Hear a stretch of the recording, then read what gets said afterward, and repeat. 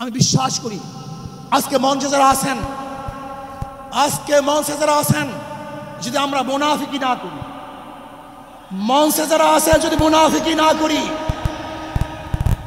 মুখের এবং কাজের কথা যদি একসাথে থাকেন, মুখের সাথে কাজের যদি মিল থাকেন, আমি এই লক্ষ জনতার সামনে কসম করে বলতে পারি আগামীতে ক্ষমতায় যাবে ইসলাম, ক্ষমতায় যাবে ইসলাম, কোনো সন্দেহ নাই।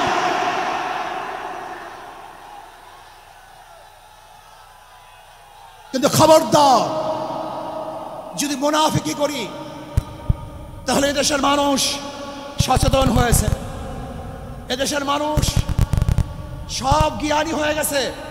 বিশ্বাস করবেন না, একজন রিক্সাওয়ালা, ঠেলাওয়ালা, কুলি মজদুরের বক্তব্য শুনলে আমরা আশ্চর্য হয়ে যাই বাংলাদেশের মানুষ কত সচেতন, তারা কত সচেতন হয়েছে।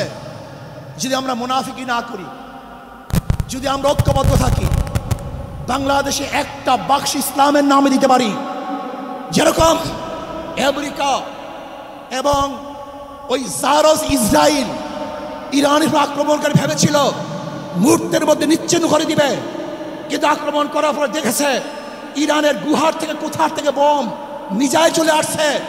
আমেরিকা এবং ইসরায়েল যেরকম অনুভব করতে পারে নাই, বাংলাদেশের বুকে যদি একটা বাক্স দেওয়া হয়, বাংলাদেশের ঘরের থেকে এমন মিসাইল বের হবে, এমন বোমা বের হবে, গোটা বাংলাদেশ থেকে, গোটা দুনিয়া থেকে ইসলামের দুশমনকে ধ্বংস করে ফেলবে ইনশাআল্লাহ।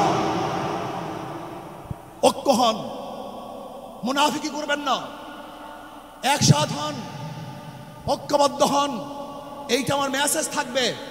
যদি ঐক্যবদ্ধভাবে ক্ষমতার লোভকে সংবরণ করে আমি ক্ষমতায় যেতে চাই না, ইসলামকে ক্ষমতায় নিতে চাই। আমি ক্ষমতায় যাইতে চাই না, কোরআন ও সুন্নাহকে ক্ষমতায় নিতে চাই। যদি আদর্শ লালন করেন, এই নীতি আদর্শ যদি গ্রহণ করেন, ইনশাআল্লাহ নাসরুম মিনাল্লাহি ফাতহুন করিব ওয়াবাশশিরিস সাবিরিন। সেই দিন আসতেছে, আমি দেখতেছি, মনে হয় আমার চোখের সামনে আমি দেখতেছি ওই সংসদের মধ্যে কলেমার কথা হবে, কোরআন ও সুন্নাহর কথা হবে, লা ইলাহা ইল্লাল্লাহ উচ্চারিত হবে। গোটা বাংলাদেশের মানুষ শান্তিতে বসবাস করতে পারবে, জুলুম থাকবে না, অত্যাচার থাকবে না, অবিচার থাকবে না। প্রত্যেকটা মানুষের প্রাপ্তি তাদের ঘরে ঘরে পৌঁছানো হবে।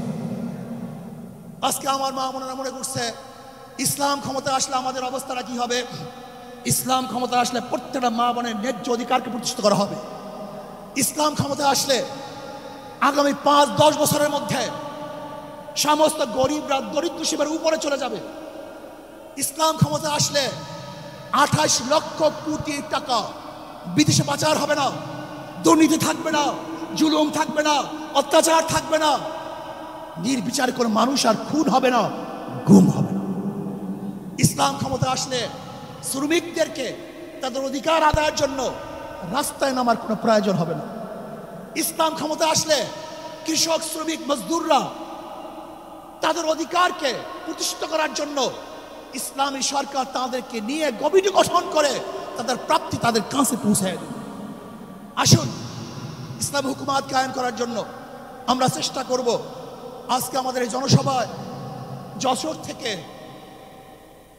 আমার কিছু ভাই আসার সময় তার অ্যাক্সিডেন্ট হয়ে শাহাদাত বরণ করেছে।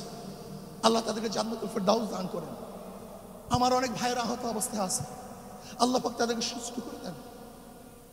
আসুন আজকে জনসমুদ্রে আমরা আসছি, আমাদের টাকা নাই, পয়সা নাই, নিজের পয়সা দিয়ে এসছি, নিজের খানা খেয়েছি।